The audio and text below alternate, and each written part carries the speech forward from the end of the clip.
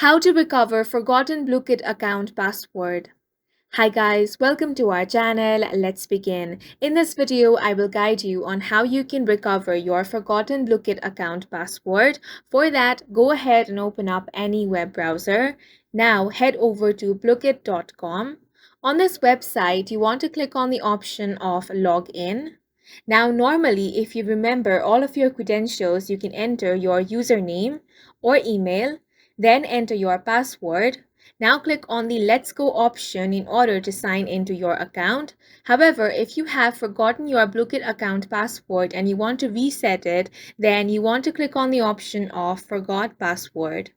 Here, you first of all have to enter your email address for further process. Now click on the Let's Go option.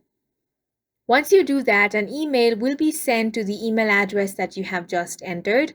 There you will have the code. Go ahead and enter that code over here. Now you want to create a new password.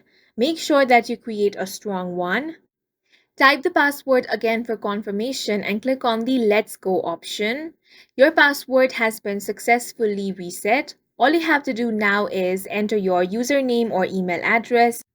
Then enter the new password you have created. After that, click on the Let's Go option and you will be successfully logged into your account.